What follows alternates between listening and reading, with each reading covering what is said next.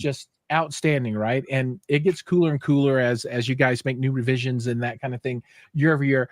But I think to start, there are going to be some folks out there that are not familiar with the brand or with you in particular. So maybe let everyone know who you are, what you do, and why they should care. Okay, John Johnson. I run wholesale distribution for Mantle Mount. That is the dealer portion of the business. We have two businesses, consumer, direct to consumer on a website, and that's mantlemount.com. And then we have our dealer website and product line, mantlemountpro.com. Okay. And I've been in this business for going on 40 years now. So I've been around the block on both sides of the aisle or of the desk. I've been a consumer first and foremost, and then took my turn behind the desk, and then I joined the manufacturer side some years ago with a couple of different companies. So people should just care. Just care. Everybody just care. I love so, it. John, okay. were you an integrator? Were you an installer, integrator? Not so much. In the really early days before custom install was custom install, or when it was really custom, we had to make a lot of our own products. I was on that side of the business, so I understand the challenges, and you got to take care of the customer and that sort of thing. I learned that at retail. Nice. Now, Don is hardcore CI himself. Don's you've been doing it for a long time, right? 30 years, over 30 years. I mean, yeah, temporarily I'm not, but that's what I do for a living. Nice. Cool. Well, John, there are three things that I really want to weigh in about tonight, right? So first, I think maybe we can talk, maybe four things. Just a little bit about the product and why it exists, and why Mantle Mount is Mantle Mount as opposed to regular mount. I don't know, right? What's the special sauce that makes Mantle Mount a Mantle Mount? And then the three items, let's talk about, I'd like to talk about the Max series in particular. Yeah. Like to understand, kind of the wow of Mantle Mount and, what's really special about it. We'll cover what you are, but then, that third piece is, what's really cool. And then talk a little bit about mounting above a fireplace and the problems that represents, as well as the solutions that you can then provide to remediate the issues that you might have. And there are a lot of different things that will come to mind on that one. So first off, what is a Mantle Mount? And I can pull up the website here so we can have a visual for people too.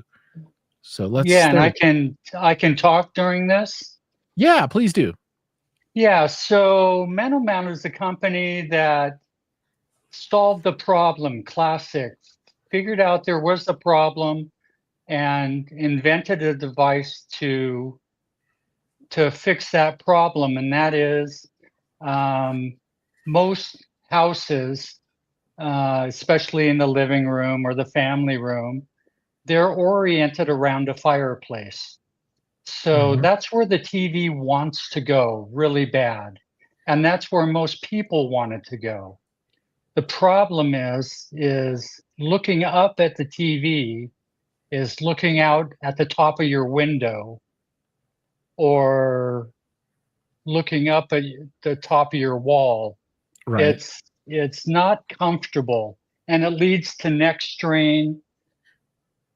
People watching this site have probably invested good money in a TV and invested in a better TV that has lots of features.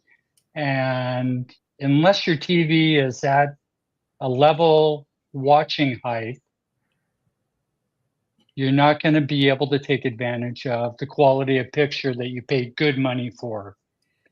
That, right, and usually there's a sound bar or a center channel audio involved, and that usually gets the speaker down at eye or ear level in this case. So that's how Mantle Mount started in 2014, identified that there was a problem, understood there wasn't a solution for it, and started a Kickstarter campaign, went out to his garage, tooled one together. Then all his friends wanted one. Did a Kickstarter program, had to shut the computer off because he was selling so many. Wow. And it's been running at a fast pace ever since. Yeah, one thing I wanted to point out there, and I think it's a key factor that people don't necessarily realize, but I think most people understand that when you have a television, you have kind of a different off-axis experience, right? The performance is different as you move left and right in front of the television, right? But that also happens as you move up and down with the TV as well. Oh, definitely. So yeah, I mean, folks are like, well, we'll put it up high and it'll be great. Well, you're going to have problems with that, just like you have problems when you're on eye level left and right. And this resolves that. And you guys have a bunch of different products. I mean, let's look at all these different things you got going on here. And maybe we could talk a little bit about what differentiates these, right? And I guess maybe the biggest differentiator would be the motorized piece. Right. There's motorized mounts or more motor assisted mounts in some cases, and there's manual pull down mounts. So the products that started the company were manual pull down mounts. And that is simply reach up, uses advanced counterbalance technology. It lightens the load as you pull it down, holds the TV at wherever you leave it in the arc when it comes down to its lower position, and you can stop anywhere in between there. Oh, it'll just pause wherever you leave it at?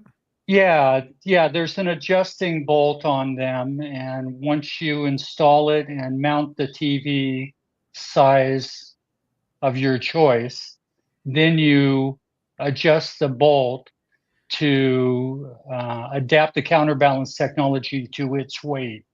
And then anywhere from its home position to its lowest mounting position, the TV will stay put. Got it. Now, let's I think folks probably get the idea, and I think the video that you have on your website here, where is it at? Come on back. Really shows it in action, right? So you can really see how this thing. There you go. Yeah, I mean, yeah, and that's the classic mantle mount and arm pivots against the wall. You have to do some calculation so it misses the mantle if you have a mantle, and it lowers the TV, misses the mantle, and is that a fake fire? That was probably a fake fire.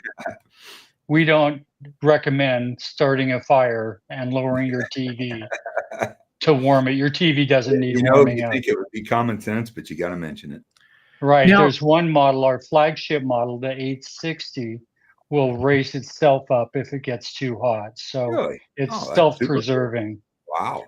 Now, is there a model, or maybe there was a model, or maybe I'm just confusing something else?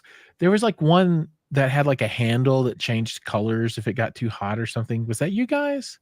Yes, that is us. So the handles turn red at 110 degrees, flagging you to please raise it up and watch it in an up position until you've toned the heat down or took the log. I mean, leave the log burning in the fireplace, but don't melt your TV.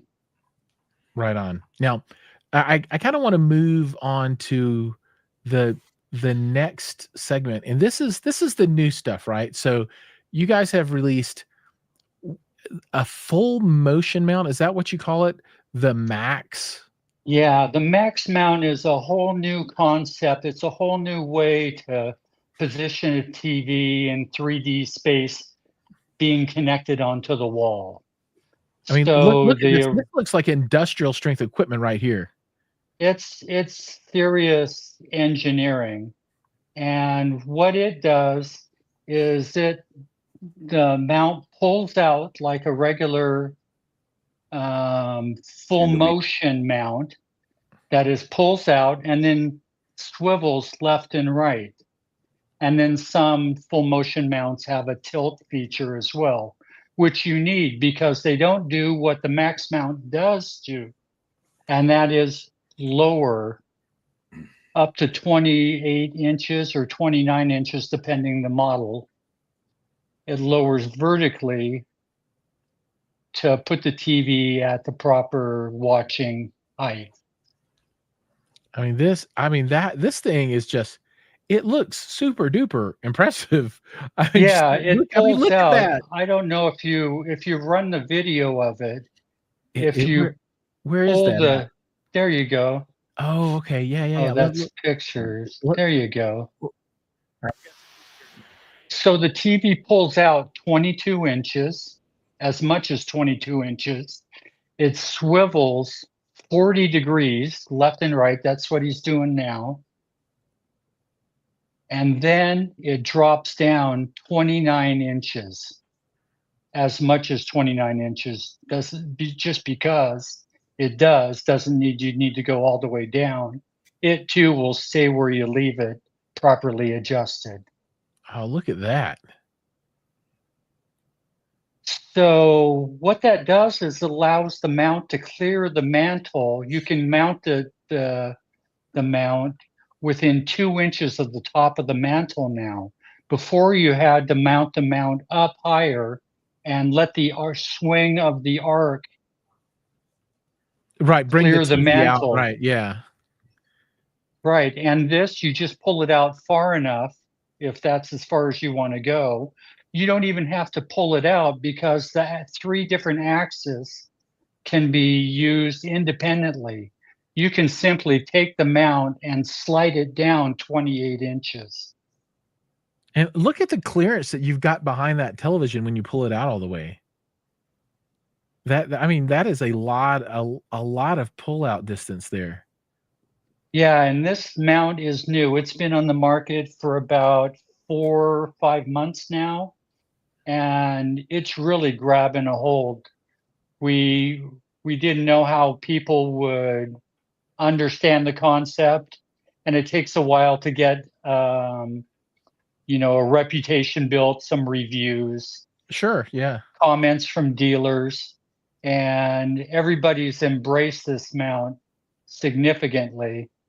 And there's 2 versions. There's a max one, it's a manual mount. That's the one that was shown in the video. Right. Max 2 has a motor assist feature where you pull it out if you want, swivel it if you want, and then there, where the handle is in the center of the mount, is a Right. butterfly switch that a paddle switch, you might call it, that you use to raise and lower the TV. And it stays where you leave it as well. That model goes up and down 28 inches. And these both the models will handle up to 86-inch TVs? Yeah, that's not a problem. It's weight that we go by. The manual okay. The manual mount will go 95 pounds, max 1, and max 2 will go an incredible 150 pounds. Ooh, 150 pounds. So Right. now I need to see, how much does the you don't want to put 100 on that, dude, probably. QM 8K TV weigh? Because you can doesn't mean you should. Oh man, maybe we should. Maybe we should, because I think those televisions are coming in less than 150. I think. I don't know. Yes, they are. There's some 100-inchers out there, and variants, 102, 101, Right. 103. And most of those these days can work on a 150-pound mount. Their weight's going to be in the 130-pound range. So let's see, 98-inch TV. We are looking at 124 pounds without the stand. That was close. We are cooking with fire right now, ladies and gentlemen. Don't do it, Giles. I'm just thinking because so you ever feel how flimsy a TV is?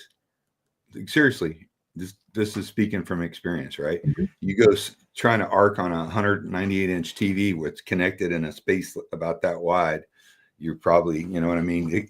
If you're careful, you're all right. But I'm just saying that TV could crack. Right. Only the premium mounts can handle in excess of starts at 125 for a couple of them, and then goes up to 150 on the Max 2. So it's the most robust mounts we make will work with the bigger TVs. Interesting. Which tend to be the premium TVs that your customers, your viewers probably own. Right. Yeah. I'm a big fan of the large form factor television, just for obvious reasons, right? I love that you have a product that can handle that kind of weight. So I would love to see, that actually implemented into practice somewhere. That would be some fun content to see that, a big old whopper of a TV coming up and down on that Max 2. Yeah, we have various videos. I'm happy to supply them. I think they're available on mantelmountpro.com. Okay. And just navigate to the Max 2 product page in the professional line. Well, let's quickly see if it's there. Yeah. And if not, it'll be there tomorrow morning. Let's see. Let's add the stage. All right, here we go. And we're going to go to, which one is it? FAC or Max 2. So it's the right-hand one in that lineup of 4. There you go. No. Oh, this guy. Yep. There you go. There's videos. And there's Remy. Start that video. Let's mute that down. Come on, Remy, show us. I wonder what size that is. That looks like maybe like a 75 That's or a an 75. 75. All right. So, and then the pull out and the swivel is manual, right? And then there's your button. And there's the paddle switch. And you can see just how far, it's almost 3 feet. That's impressive. Crazy. Yeah, you're right. You're right, Don. I'd love to see it with a big. And when you have a big, heavy TV, you'll appreciate that motor assist. It takes 1 ounce of lifting power to move the switch. That's super cool. Yeah, that is really cool. And talking about cool, that's going to kind of bring us to the next item. And we got about 8 minutes left. Okay. So maybe we've touched on these things though, right? Kind of the wow factor that mantle mount creates. And that's, I guess, really the motorized piece for me would be like the biggest wow, right? Because you have one model that you can use a remote control and push a button and it just does its thing, right? Right. There's 3 motorized mounts, and they're all a little different. The Max 2 is unique in the fact that it's a motor assist product with that butterfly switch we just witnessed in the video. Then there are 2 traditional, I guess you would call them, motorized mount. One is the MM815, and it's, I think, the hottest product in our lineup at this point. Probably because it's motorized, it has remote control, they don't break, and it's $699. Wow. Right. That's awesome. So it's the right price and the right product for the right price. And people are, the uptake on it is pretty remarkable. Now that model uses an RF remote, so it's not compatible with Control4, Savant, various command and control systems. but it is remote, has 2 presets for positioning, and it not only drops down, but it swivels left and right Oh, the with the swivel is remote. motorized as well? Right. Okay, that's nice. So that's where the motorized line starts, and then it jumps all the way to the premier product in our offering, and that's the MM860. It's compatible with command and control systems of your choice. Um, Again, Control Force, Savant, URC, on and Crestron, on. blah, blah, blah, yeah. Right, it'll take hex codes and react to hex codes. And it has a really cool feature, a current sensing switch, where you plug the TV into the mount, and then it senses when the TV is turned on by the current draw Mhm. and lowers down to one of the preset locations, not only drops down, but swivels into place. So if you have off center seating, it can put you on center just by turning on the TV. So it's sort of like free automation. And then when you hit the power off button, it senses there's no longer a current draw and retracts to the home position.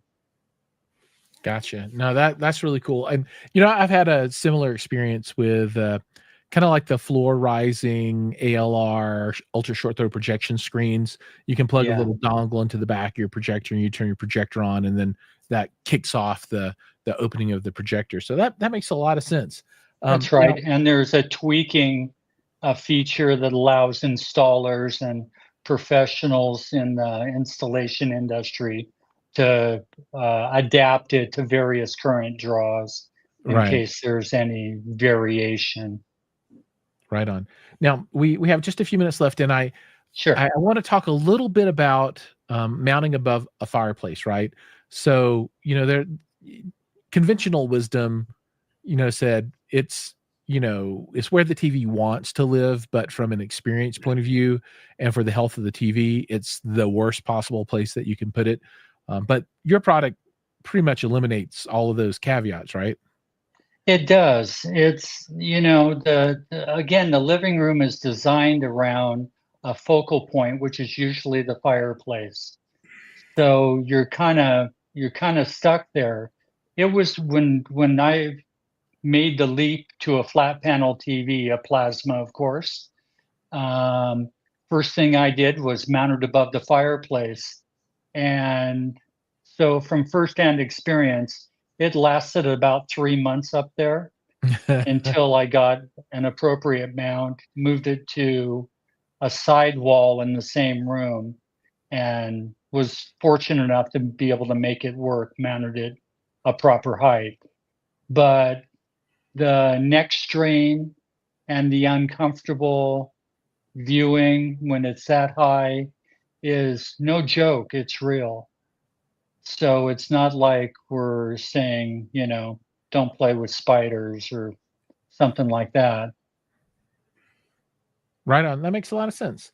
All right. Now, I guess the most important thing then for folks is if they're interested in this kind of mount for their home, where do they go? What do they do? So, I think you sell some direct on your website, and then others you need a dealer or a custom installer. That's right. There's 2 ways to buy mantle mount, um, with some slight variation of each, but we sell direct at mantlemount.com, and we sell the more affordable mounts on that website. And you can order direct, and it'll ship direct to you. Or you can go to Mhm. mantlemountpro.com, and those are the professional mounts that are sold through authorized dealer network around the US. And there's lots of dealers. In some cases, you could buy a mount from mantlemount.com and then call an installer from mantlemountpro.com. That happens every day, where Right. we refer um, installers and CI specialists to people to help them get their installation needs met. I would highly recommend that people use a pro installer. Just getting the wires nice and neat, going, so many different ways they build fireplaces, going through stone, going through, unless you want to have wires hanging down, which if you're going through the effort of doing this, you probably don't. That would be my recommendation. That's right. And these mounts are stout too. The lightest one is in the neighborhood of 43 pounds. The 860 that we were talking about, the current draw feature, how it motors up and down on its own, that mounts almost 100 pounds. You need two people and two people that know what they're doing to mount these mounts. You shouldn't be scared of it. They should just call a professional at mantlemountpro.com. Yeah, and hiding the wires or getting the appropriate cables, because most of the time, if a fireplace above the mantle has been wired at all, it's usually just a coaxial, unless it's a modern home built recently. So you have to usually put your sources either behind it or someplace remote, and running wires up to it can be a challenge. Yeah, and you're running network cables up there. Correct. For the Right. TV box and the TV itself. So, and these mounts move a great distance. So you need some expertise in managing those wires so they don't get caught up in the mechanism. Right on, makes sense. A word to the wise. But it is cool. A little bit. I've seen them more than several times when we've installed mantle mounts, over the recent years. It's a great product, and it's a cool effect. It really is. It's a thing that people are appreciative of. Once you get one, you're like, where's this been all my life? Because even in Florida, why I don't know, but even in Florida, they want to put fireplaces in and put them dead center in the room, the focal point, and that's where everybody wants their TV. One of our larger markets is Florida. It is hard to understand, but the TV looks right where it's at. Well, we want that to keep going so John can feed his family. We don't want him to. Everybody buy. If you got a fireplace, you got to have one. But it's not just above a fireplace. The story I'll leave you with. Pardon me? No, it just doesn't need to be in a fireplace. It can be in an outdoor lanai. It can be in a kid's room where you have storage underneath it and you want to bring it down to play video games. I mean, you just don't think just above the fireplace. There's a bunch of uses you could have it. You could have it in the kitchen up high and pull a TV down to watch it. I mean, Yeah, we sell a fair amount into hospitality, food service, right, and in schools is quite a brisk market for us these days, especially with the new Max mounts. Oh, I bet. And I'll leave you with a little bit of a story. I've walked installations with dealers that have installed mantle mounts, and they put in interesting network systems, audio throughout the house, touch panels, lots of technology.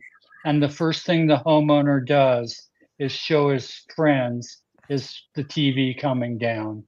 Oh, for sure. Yeah. Anything motorized is cool. Yeah. Right. And even if it's a manual pull down, it's the one part of the system. It's the end point. So it makes all the difference in the world. Awesome. Well, John, thank you for that story. And thank you for spending time with us here tonight and showing us the new Max too. I mean, that's pretty awesome. And I cannot wait to see a 100-inch TV loaded on one of those going up and down. That's on my must-see list. That would be pretty exciting. We'll keep you on the mailing list and make sure you get a first copy. Woohoo! Awesome. All right, John. Again, thank you so much for joining us. And I'm sure we'll see you guys again soon. Don. Giles, Don, it's a pleasure. All right. Take care. Pleasure, brother. Hey, Giles, I'm going to have to dip. I'm in quite a bit of pain right now. And I'm sorry, and I apologize. I thought I could make it through. Well, I don't want to pay the price. I appreciate it. Yes. Love all you guys. Thank you. Appreciate it. See you, Don. All right. Now, without further ado, we're going to bring in our second segment. And it has something to do with, this thing right here. And to tell you what's in the box. We've got Matt from Storm Audio joining us. Matt, welcome. How are you doing, sir? I'm doing great. How are you doing, my friend? Man, I'm living my best life right now. I tell you what, I get to do surgery again on this box. I'm excited. And you know, let's get it level set for everybody, right? So folks that might not know you, if you could let people know who you are, what you do, and why they should care. All right, everybody. My name is Matt Trinkline. I'm with Storm Audio. I'm our regional sales and engineering support manager here for the North Americas and Canada. We sell really, really incredible home audio processing units and sound control devices and room correction and all of the great things that make what us audio nerds love even better. And you guys really do bring in the awesome audio to a wonderful video experience, right? And that's what really makes all the difference for home theater, right? It's that melding of great video, immersive experience with that immersive audio, right? And you guys have taken it all to the next level. Am I right? There's something new. Tell us about it. Yeah, we really try. Well, first and foremost, I got to say, I got an analogy that I use. If you've ever spent some time, around a CDA booth or heard us in conversation, you've heard me say it before. But when you build a high performance theater room or a high performance media room, whatever have you, what we're really providing to our customers, whether we're the manufacturer, the integrator, whatever have you, we're providing an experience first and foremost. And that's the most important part about this. And so what I like to say is when we're building this, we're really building a high performance experience vehicle. And it's like, for example, we're building a race car.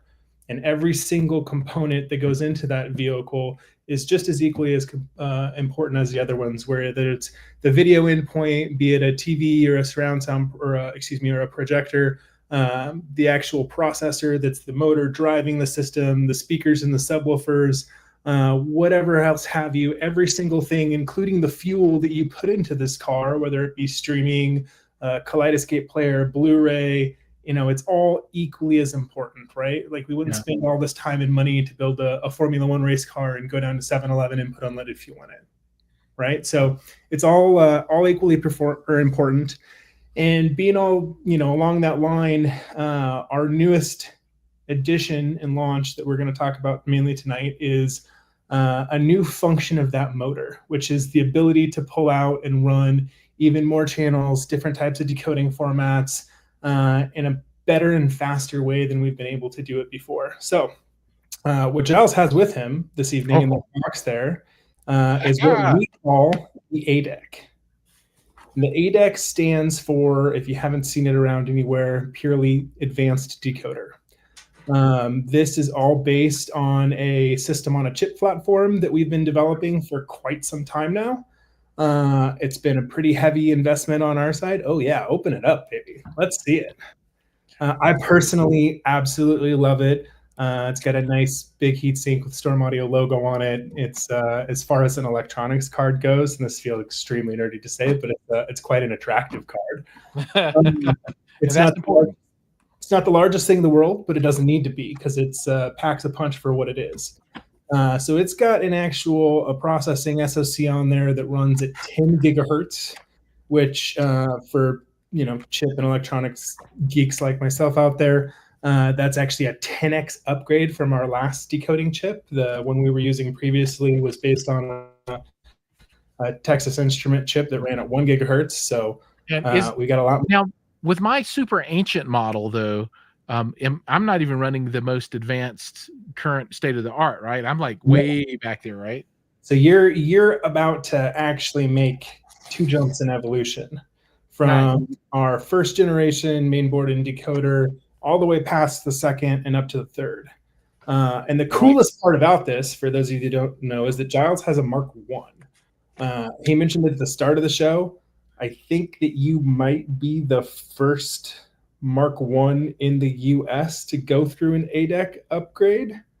So I'm going to show my product. So to see mine, you have to go to products and then go way down here to the bottom. But this is actually one of the stories I like most about Storm Audio, because this is the one that I have, right? Not this one, not the other, because you're on the Mark III now, right? Correct. Yeah, and so this is way back. I've got like the great granddaddy version. I have upgraded the HDMI board, right? So we did that not too long ago. I created some content about that, and it made a huge difference. Now this is I'll be the guinea pig, I guess, the first North American upgrade. I'm sure you've done it in France, but a little scary. Going to be fun. Love it. Oh, man. It's you're in for a treat. I'll tell you that first and foremost. This is a really cool piece of hardware in a lot of ways. First and foremost, it takes what we can do as an overall surround sound processor to the next level. So before this moment in time, yep, there she is. Before this moment in time, we were decoding 24 channels, and our limitation was originally it was 13.110. We did some modifications so that you could shift things around a little bit in case you didn't have 10 pop channels. And this steps it up in a big way by another 8 channels on board our current processing platforms to be able to deliver 32 discrete channels coding capability. So what this means for end users today is an immediate upgrade to be able to run things in a more true to fidelity, natural way. And for those who are running higher level systems like DCI systems, where they're pulling in way more content into those other channels that we find natively in residential Atmos content and GTS and Oro 3D, it's even going to be more immersive. So there's 100 more different possibilities. And actually, I think the number that we published was 2,496 different combinations. So there is Jiles' new board with the ADEC already mounted to it. So you and I will have some fun with that. Yeah, so does this one mount on the bottom plate of the processor? Yep, so we'll disconnect the cables from the old one. That entire thing will come out. And that one will go back in, 6 screws. We plug everything back in, turn it on, and we're off and running. Easy peasy, lemon squeezy. Yes, sir. Yeah, so I'll follow up and make sure that I'm on the most current firmware rev, because let me tell you what, when I installed the HDMI board, I was on a firmware from, it had to be the second one ever released. It was really old. I had to jump through all the hoops. It was quite old, but was there an improvement performance wise on that? Oh, absolutely. It's the HDMI. It was a game changer. And then this I think really is going to be the significant game changer, right? So let's put this in context for all of the customers, right? So when a current customer, right? So someone who buys one new and it has this, well, they just get it right, and that's all they've ever known, right? It'll be awesome, but they won't have kind of a reference of a frame of reference. For earlier customers, what is the expected experience change for them, right? So what is all this 10 super gigahertz mega? What does it mean? The biggest thing that it means is an increase in immersion factor. And that's going to be totally across the board for a lot of reasons. So this goes to the latest version of the Dolby Atmos residential codec. This goes to all of the latest versions, including MPEG-H, which is something that's new to us too that this supports. Could you tell people what that is? Because most folks don't know what that is. So MPEG-H is a slightly more open, not as content used primarily, especially in the US, version of immersive audio. It's an immersive audio metadata file is what it really is. And it's largely import used by the Recording Engineering Society, music production, as well as in broadcast. And it's a cool format in the sense that it kind of differs in how we do spatial decoding from a lot of the other formats. And so it's actually just grouped together as a whole, and it gives you technically a 22 channel rendering capability, and then LFE on the side. Gotcha. So Cool. it's a world of its own. We're starting to see it get more and more traction. I think one of the biggest reasons why we don't see it more and more often is because really there's not a lot of things that support it and decode it. So we're now only one of a couple platforms that actually have the ability to do that and support that. The biggest thing, though, going to let's talk about content you do use, right? Sure. And we see all the time.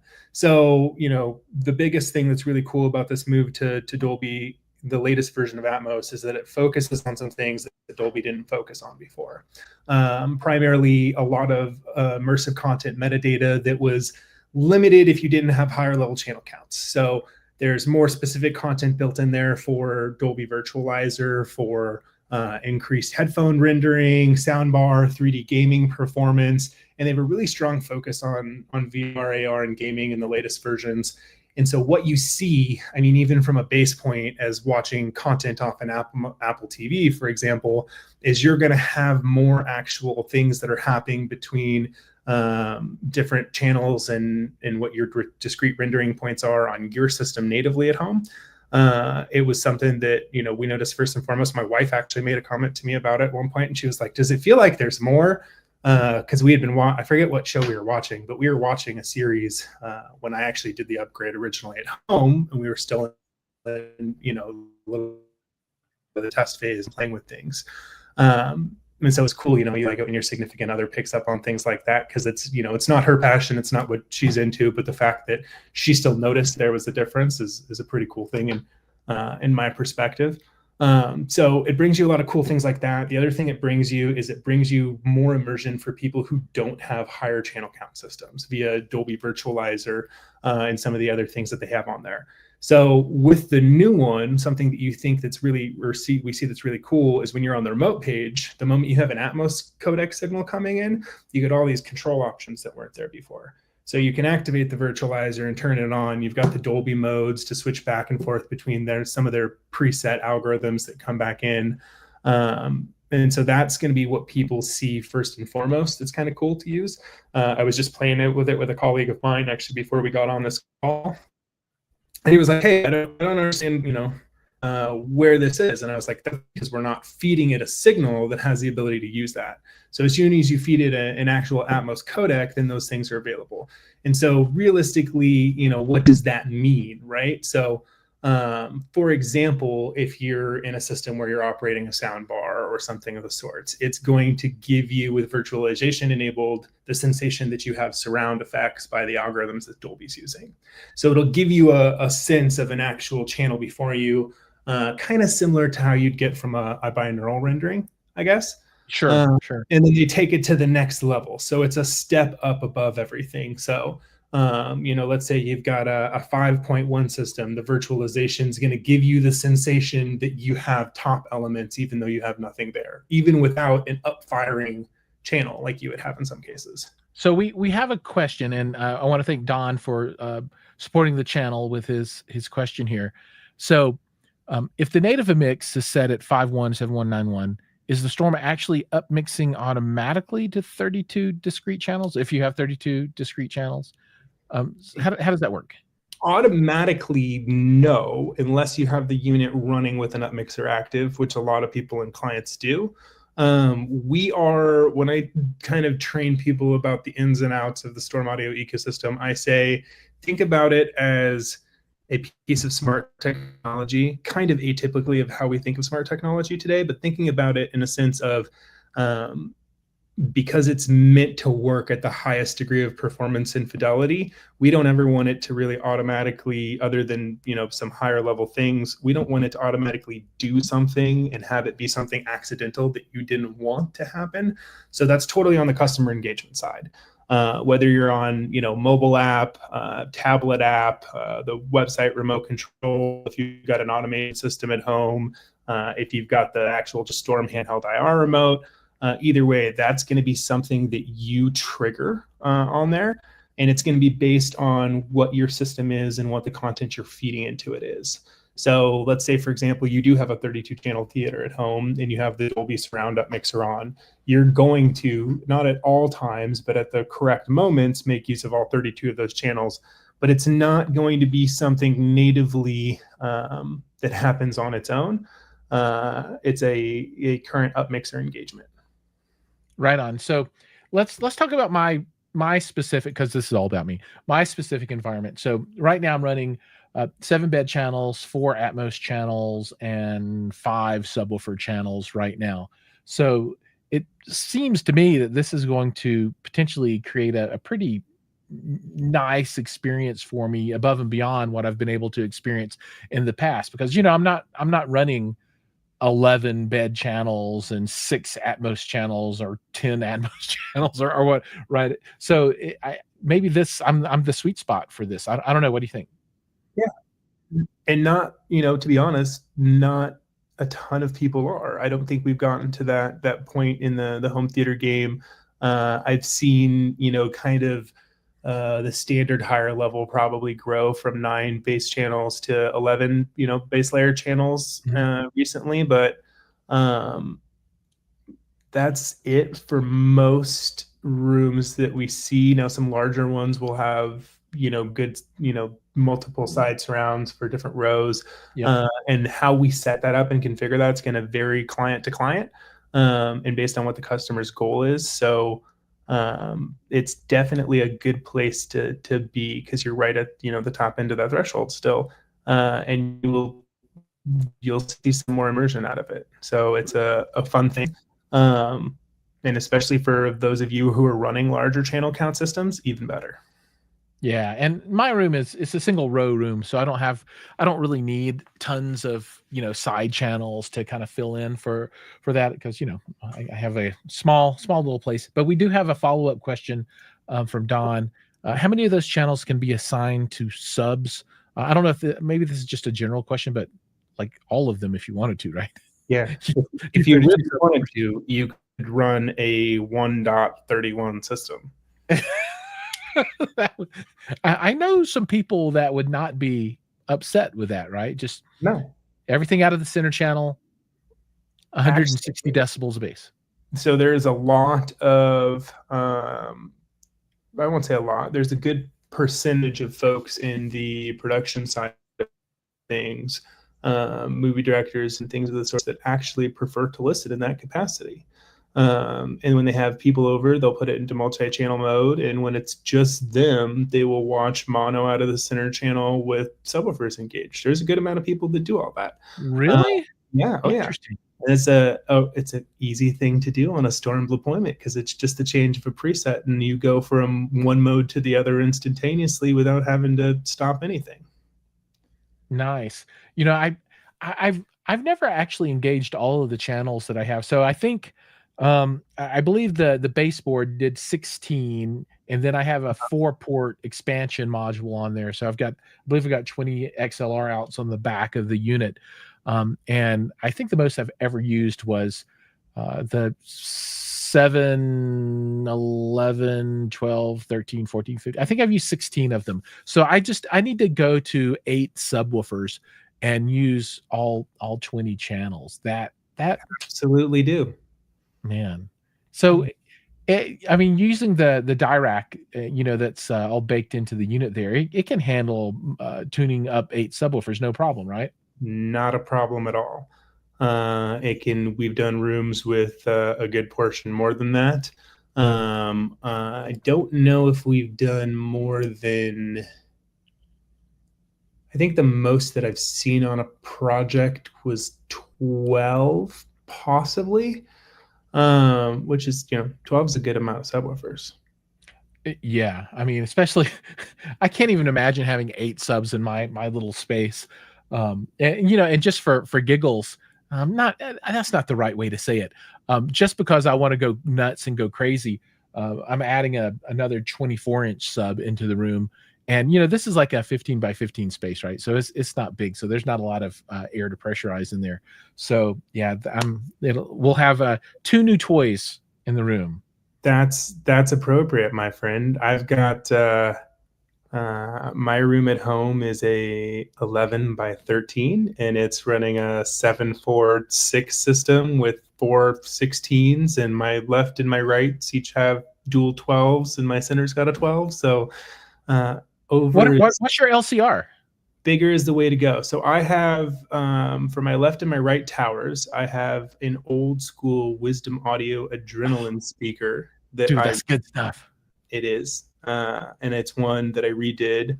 It's a 74-inch continuous planar magnetic ribbon. So it's a single driver. I run that down pretty low. I think right now it's running to 250 hertz. Everything in my room is bi-amplified for the most part, other than my center channel. I do have actually a 12-inch, I believe it's a 12-inch Pro Ascendo coaxial for my center channel, which fits beautifully beneath, and it's actually beneath my mantle at home. So we try to not turn the fireplace on, although my wife still does so here and there in the wintertime. And it's held up beautifully for that. And then I've got some prototype stuff that never made it. Ooh, that's cool. Around for my side surrounds and my top middles, and then I've got Shindo 6-inch wedges for my top fronts and top rears. So thank you to Jeffrey and Todd for that. Yeah, those are great guys, by the way, and the brand is awesome too. It is. It's phenomenal. Yeah. What kind of display are you running in there? I actually have an Epson LS 12,000. Nice. As my projector. So that, and I've got a Seymour screen. And I love to say this just because I know that somewhere in the world it makes Chris cringe. I actually have a 189-inch screen, but I'm in what I call the first house blues. So it's tucked away on a 105-inch frame that I custom built. So the cloth is all wrapped around the back? It even has the black mask on the back too, but it's all folded up. You can kind of see it barely sticking out from the bottom edge of the frame. Yeah. Right on. I was going to say, how did you get a 189-inch screen in that room? But that's how you do it. I didn't. I was resourceful in saying I have a 189-inch screen already, and I'm going to use it until I have space for a 189-inch frame. Yeah. And one day it'll unfurl its wings and be huge. Yes. That's cool. All right. So now there are customers out there saying, I got to have this thing. I got to have it. So how does the normal home theater aficionado customer that is rocking an ISP 1, 2, or 3, right? How do they get their hands on one of these bad boys and get this into their system so that they too can experience the goodness? So we have them in stock all over the world. They're in stock in France. They're in stock in Hong Kong. They're in stock at our facility here out of Los Angeles. So if you have a dealer that you have worked with already to procure that unit, just go ahead and reach out to them, and that's all it takes. I'm sure that they'll send you an invoice at some point along the way.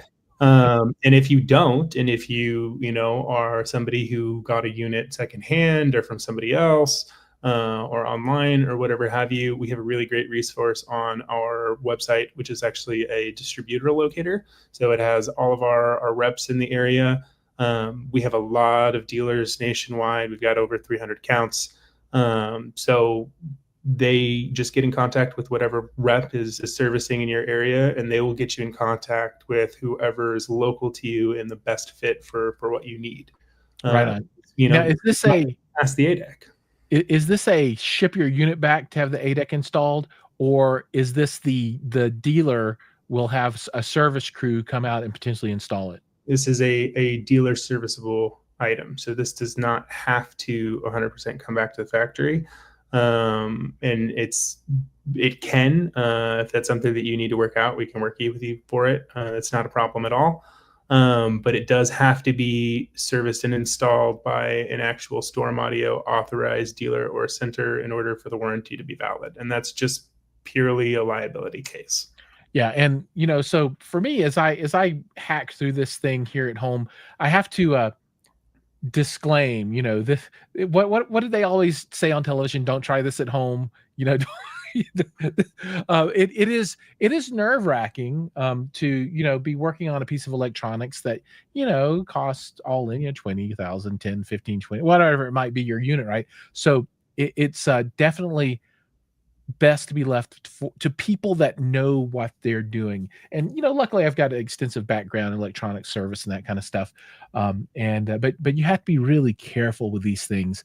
The last thing you want to do is cause some static damage to your unit, because the only way to fix that is come back out of pocket with a ton of cash, right?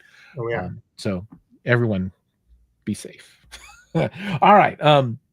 So Matt, I want to be very cognizant of your time. I know you're out on the road right now. So thank you so much for joining us tonight while you're on the road. I really appreciate it. I know your time is precious, and I thank you for spending it here with us tonight. And everybody out in the audience, again, the same for you. Thank you for coming and joining us tonight. And if I'm trying to see if there were any final questions, I don't think so, other than, how was the weather in the UK today? So that's relevant. Upgrade cost. I think that would be talk to your dealer, right? Yeah. Depending on what you have, it might have a little bit of a variance if you're going from an older platform and it's a full thing. The 8 by itself is retail 2,200. But yeah, like I said, might be a little bit slightly different if you're going from a Mark 1 up, but just the platform by itself is that. Right on. And then I guess the only question that I have to ask about my last question is, so for my unit that, is the Mark 1 that has upgraded HDMI board, and now it'll have the ADEC in there, what's left to upgrade on that unit? Is there any other things that I should do? And it's got an expansion for the 4 ports. I could do like a audio over IP module in there, maybe. I don't know if it'll support that. You could go digital. You can go digital and go audio over IP, or you could go AES EBU direct digital out. You could, in plain simple, if you wanted to stay in the analog realm, you could just go up to 32 channels. Oh, so I do have the capability to make that expansion on my unit to go to 32. Okay. All right. I don't know what I would use another 12 channels for. I guess I could do like discrete speakers. It's not in a master, is it? Is it one of the 3U or the 4RUs? I'd have to look at it. I don't know. I think it's 4 RUs. I mean, I think it's 4 rack units. It's pretty tall. I mean, 3 would be like right. I don't know. If it's 4, you can go up. We did have something briefly called a master version, which was a 3RU piece that was a little bit smaller chassis. So you could run into a limitation if it was a master, but as long as it's the standard, then yeah, you go up to 32.